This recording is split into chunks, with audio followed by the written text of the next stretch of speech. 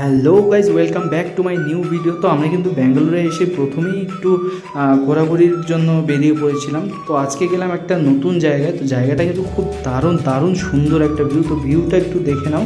উফ, আমার তো খুব দারুণ লেগেছে। আর আমি যতটুকু জানতে পেরেছি তোমাদের সঙ্গে একটু শেয়ার করলাম।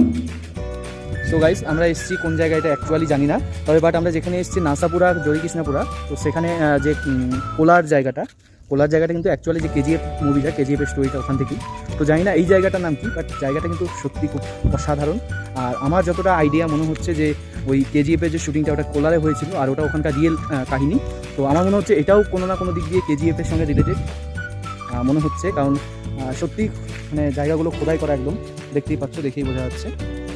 তো আজকে কিন্তু আমরা ঘুরতে বেরিয়েছিলাম, একটু ফাঁকা ছিলাম, তাই কোনো কাজ দাজ ছিল না।